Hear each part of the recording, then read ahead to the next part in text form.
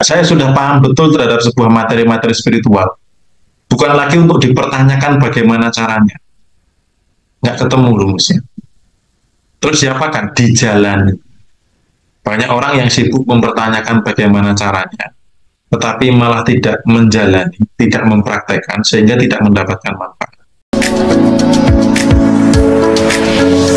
Happy hockey! Makin happy! Makin hockey!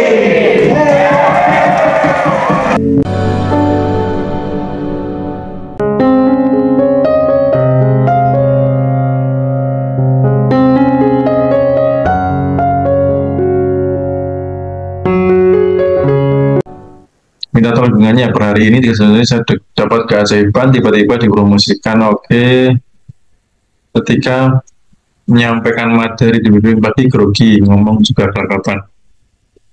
Ya, grogi itu biasanya karena tidak pleasant. Biasanya karena mikirnya sudah terlalu jauh. Nanti kalau diketawakan gimana ya? Nanti kalau saya nggak didengarkan gimana ya? Nanti kalau nggak berhasil gimana ya? Jadi kalau teman-teman itu present, tidak akan grogi. Yang pertama. Yang kedua, groginya diakui dulu. Kalau motivator itu kan kalahkan rasa takutmu. Gitu. Tapi kalau vibrator, apa ya, praktisi vibrasi apa nyebutnya. Nah, kalau seorang motivator, kalahkan dirimu, kalahkan rasa takutmu. Kalau seorang pakar praktisi vibrasi, berdamailah dengan rasa takut itu. Berdamailah dengan rasa grogi itu. Jadi kalau ke depan grogi, diakui saja. Maaf Bapak Ibu, saya grogi. Karena ini pengalaman pertama saya, jadi mohon dimaafkan. Kalau dalam penyampaian saya banyak hal yang masih belum seperti orang yang sudah ahli pada umumnya. Jadi saya mau menyampaikan bla bla bla bla bla itu nanti malah nggak ada hambatan. Karena apa? Rasa groginya sudah diajak berdamai dulu. Tapi kalau sejak awal groginya dilawan, tambah kacau. Tambah kacau. Itu. Kemudian yang ketiga adalah, ya, ahli karena repetisi. Saya pun begini bukan lahir ceprot langsung jago ngomong ya. Pasti berproses. Saya dulu waktu SMP ngomong di depan guru saya nangis. Saya orangnya minder banget dulu. Ya.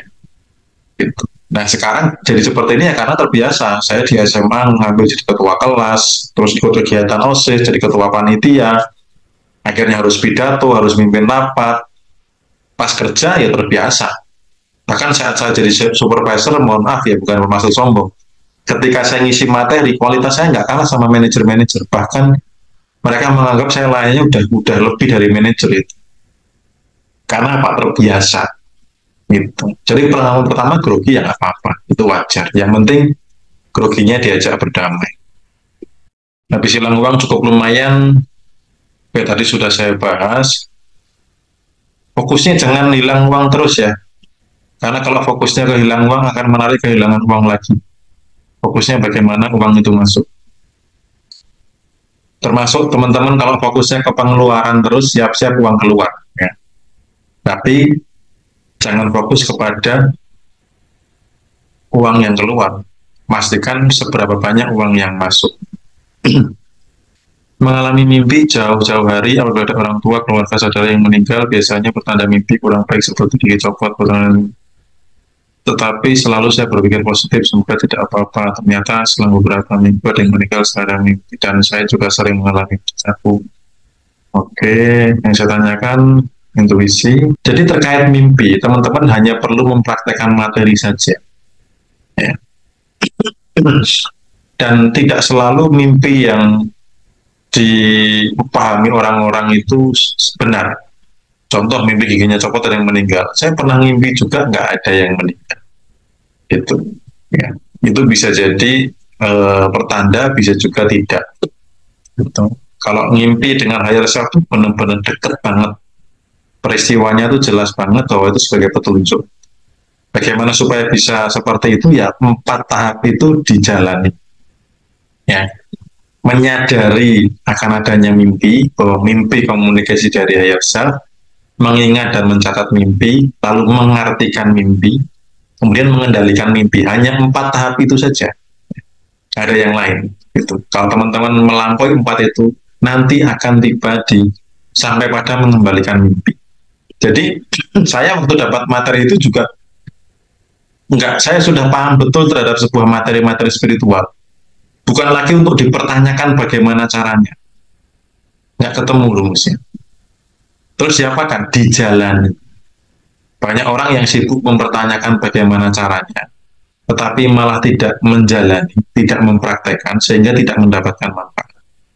Jadi awal-awal saya mimpinya juga acak, aneh. Tapi terus saya sampai bangun tidur tuh saya voice note mimpi saya apa gitu, saya rekam, nanti saya dengarkan lagi, tiba-tiba langsung dengarkan dapat artinya, atau pas meditasi ketemu artinya, pas lagi bengong di toilet atau di kamar mandi dapat artinya gitu.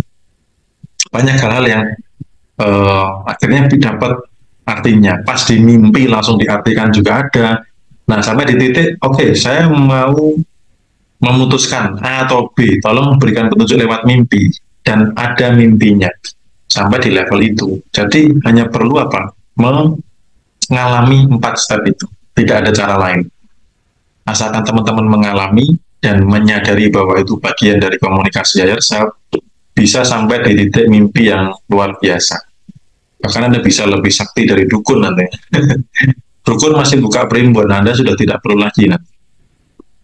Oke, dari Kak Alisa, setiap malam saya sudah minum air putih setengah gelas dan meskipun tidur, tapi aku tetap terjaga. Ketika terbangun seringkali double tipis, bisa mengingat apa yang barusan dimimpikan. Jadi kalau mimpi itu langsung di voice recorder, direkam suaranya aja. Kalau masih kesulitan nggak apa-apa, semua butuh jam terbang. Saya sampaikan tadi, saya di awal tidak langsung ahli, teman-teman. Nah, kadang kendalanya orang-orang itu tidak sabar berproses, pengennya instan. Kok saya belum bisa mengartikan mimpi lah, sudah melewati tahap yang lainnya belum. Gitu, jadi sabarlah dalam berproses. Sebagai programmer WFH, ya agar menambah informasi dan circle, disadari dulu ya. Kemudian, jadi gini teman-teman, kesadaran itu melandasi sebuah fakta. Jadi jangan kebalik, saya melihat faktanya dulu lalu bagaimana. Itu orang kadang kebalik-balik di situ. Bangun kesadaran dulu untuk mengubah fakta. Saya juga tipe orang yang di balik layar. Saya paling nyaman di depan laptop, ngulik tentang digital marketing dan lain sebagainya. Nah, saya mendapatkan circle karena ada dorongan. Setelah saya ada kesadaran, saya perlu circle up. Ada dorongan, kok saya harus ikut kelas ini ya? Kok saya harus ketemu sama teman-teman alumni ya? Di situ akhirnya apa? Muncul. Dibangun dari apa? Dari kesadaran dulu. Bahwa untuk menambah informasi dan circle up, ya, salah satu cara untuk berhasil adalah itu. Maka saya membutuhkan itu. Nah, ketika kesadaran dibangun memancar kepada semesta, maka semesta akan mengkondisikan. Jadi yang teman-teman perlu gali adalah kesadarannya, bukan saya harus bagaimana. Dalam artian harus ketemu siapa, bukan. Biar semesta yang mengkondisikan. Dulu saat saya sadar lingkungan saya toksik, teman-teman karyawan kerja itu mental pengeluh dan lain sebagainya, ya akhirnya saya dibuat riset. Gitu loh. Karena frekuensi saya sudah tidak sama dengan teman-teman yang masih karyawan. Sehingga saya dibuat riset. Jadi bagaimana caranya bangun kesadaran. Kalau teman-teman sudah punya kesadaran kaya, maka akan dipertemukan dengan orang-orang yang sefrekuensi.